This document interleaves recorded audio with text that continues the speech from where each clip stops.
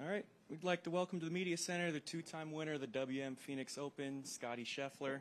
Scottie, before we open up the questions, you recently got your 20th win on tour. Your first one came here back in 2022. What are some of the memories that come when you think about win number one for you that came here? Yeah, I mean, it doesn't feel that long ago, but at the same time, it feels like quite a bit of time has passed since then. But yeah, lots of good memories. It's nice to come back to this tournament. This tournament's a lot of fun. For me to play in. It's fun to be able to play in front of this crowd, and it's a cool experience. And yeah, I'm looking forward to getting back out there and competing in front of these people and some great fans. And it's shaping up to what looks like to be another really fun week. All right. If you guys have questions, you just raise your hand. We can get a microphone to you. We'll start there in the back left. Hi, Scottie. I'm Adley Hartley with Northwestern Medill. Last year, during your pre-conference, you said that your mind wasn't on winning your next major. Since then, you've won 2 majors. Has that mindset shifted going into 2026? Not really. I've always been a guy that does my best when I'm staying present and focusing on the things that I can focus on at the time. And so I've been preparing hard to get the season started, and I got off to a nice start there at the American Express. And we had kind of a hectic week at home last week with a lot of ice and snow, but you got a little bit of work in, and now we're here ready to compete again this week and the next couple out here on tour. And so it's exciting to start the season, but I've always been at my best when I'm trying to stay present and focusing, just getting a little bit better each day. All right, come to Jimmy right here. Hey, Scottie. Compared to last year where, you kind of had that delay to start the season, what's it like to see your preparation pay off with a win to start this season? Yeah, I mean, it's really nice. It's definitely a lot easier starting off that way instead of missing the first few tournaments due to hand surgery. So I definitely did a bit less cooking in the off season this year. I stuck to, some plastic silverware instead of metal stuff, but no, I'm only kidding. But it's nice to get off that kind of start. It's nice to feel very prepared going into the season. I feel like my body's in a good spot. My head's in a good spot. We had a really nice break to kind of get ready to come back out here and compete. And it's great to be able to see results to start the year, but we're here playing another tournament, so last week's already forgotten about, and I'm ready to come out here and compete again. Was there kind of a big thing that you worked on mostly over the break? Nothing too specific. I tried to get my body and my mind in a good space to where I could come out here and compete for an entire season. And each year out here is long. We play a lot of golf tournaments, and now we play them in I shouldn't say short amount of time, but a shorter amount of time than I've been used to in the past. And it feels a bit more like a sprint at times. And, at the end of each year, you get pretty tired. And so it's nice to have a little bit of an off season that you kind of earn through playing some good golf, and then rest and recuperate to get ready and come back out here again. All right, go right here to Todd. Hey, Scottie, you talked about coming back, and you're well aware of what this tournament's all about, but do you still kind of marvel sometimes when you get here and you see the size and the scope and the crowd and all that? Yeah, it's pretty nuts. It's a lot different than what we see throughout the year, and I think it's really fun. It's a unique experience, and I think it's something that as a professional you always want to be able to experience. And it is funny when you're flying in, you can already see all the buildings. You know exactly where the golf course is, and it's a spectacle for sure. And then you touched on the majors a little bit. When you think back to, you've had success at the Masters, of course. When you think back before you won there, what were some of the hard lessons you had to learn to get over the hump at that particular venue? At the Masters specifically? Yeah. I think there's a bit of a learning curve on that golf course. I think there's certain places where you have to play to, and there's certain pins you can get at, and there's certain pins that you can't quite get at. But a lot of it's just being patient and continuing to get better. And each time you fail, you try and learn something, and sometimes it could be something physical. Oftentimes it's something mental that you can learn. But I feel like in this game we're always learning and taking in new information, and it's all about how to apply that going forward. Is this the first time you've had a special guest like this for a press conference? Yeah, first time. All right, we'll go to the back right.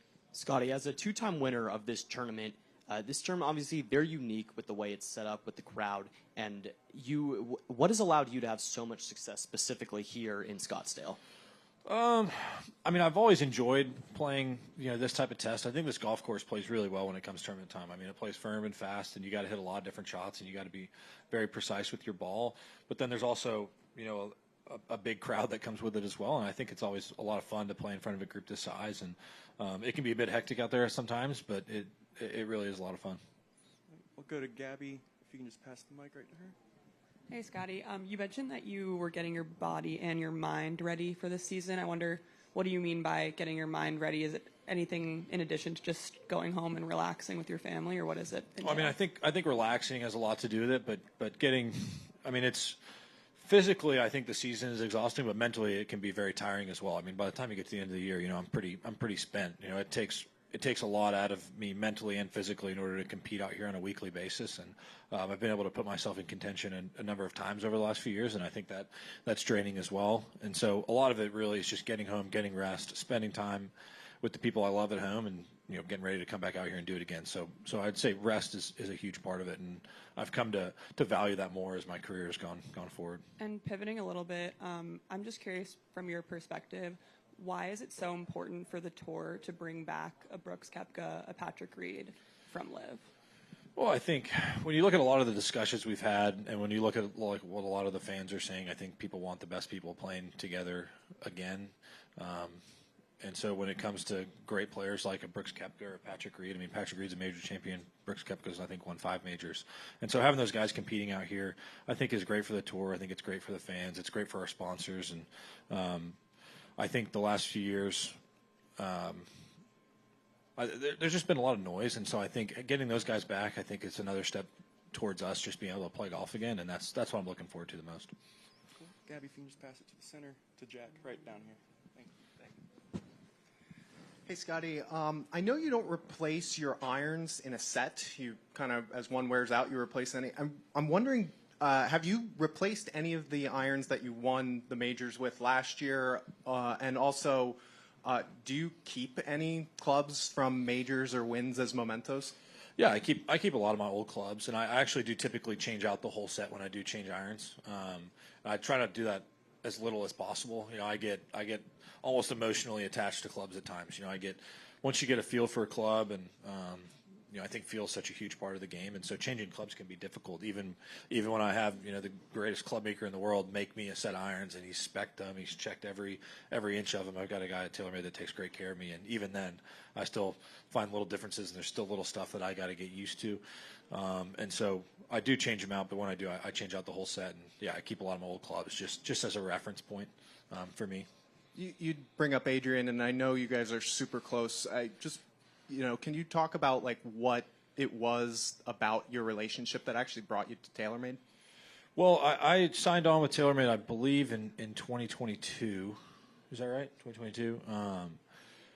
And I had been using a ping driver for a while, and I tested the TaylorMade driver. I really liked what I saw, and I'd already been using the irons, and it was pretty much a seamless transition where it was like, hey, I love the equipment, I love the guys I've been able to work with, and Adrian was one of the first people I worked with at the company, and I mean, he takes care of everything for me. My clubs typically don't start a tournament without him getting his eyes on them out here on the road, and so I can't say enough about all the stuff that it takes behind the scenes in order for me to come out here and compete. There's a lot of people that take care of a lot of different stuff for me to be able to go out there and just hit this little golf ball around.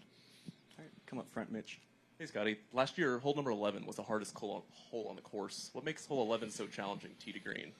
I mean, the tee shot is easily, I think, the hardest on the golf course. I mean, the fairway from the tee box looks wide, but it plays extremely small. I mean, you get that runoff on the left, water on that side. And so typically, I mean, if you hit up the left center of the fairway, the ball's pretty much going to go in the water. And so you got to squeeze it up the right side. But when you squeeze it up the right side, there's also rough on the right side and trees. And the green is tough to get at when you're in the right trees. So really, it starts with a great tee shot, and then and even when the pin's over there on the left side, you're typically not even really aiming at the pin. So it's a pretty challenging hole overall. All right, go to the back right for the next question. Hey, Scottie, a lot of guys talk about taking less club on 16, the energy, the environment. Is that something you think about, or is 16 not really affecting the way you're looking at those numbers? I think the hardest thing on 16 is actually figuring out where the wind is, which can be silly at times to say in the desert because you don't get a ton of wind. But those little gusts that kind of come in and out, they can feel really different when you're inside of that arena. The wind has a tendency to move around. And I think that's one of the most challenging things about the hole is figuring out where the wind is and just committing to your shot. And what I love about this golf course is how firm the greens get.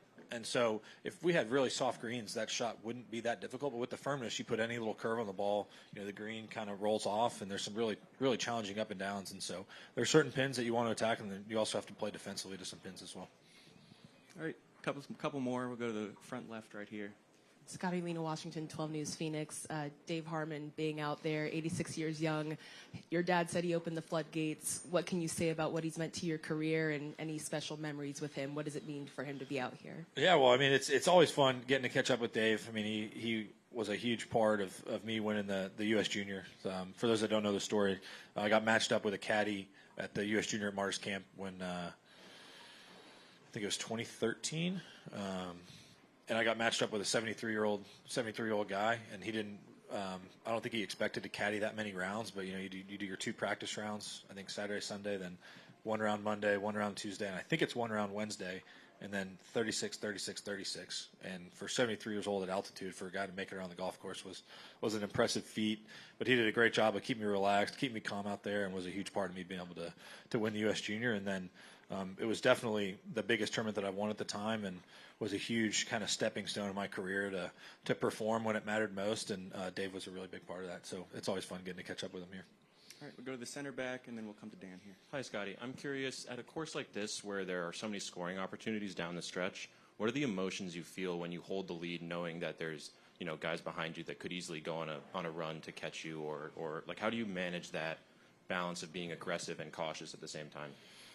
Yeah, I mean, I think in order to win tournaments out here on tour, I mean, you have to play well at the end, and I think this golf course is one of the best ones that we see all year in terms of an exciting finish. Because, like you said, there's opportunity, but there's also a lot of danger. I mean, you look at even the second shot on 15.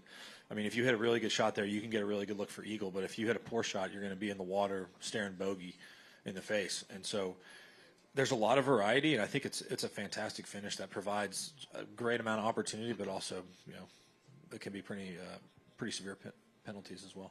Go ahead, Dan.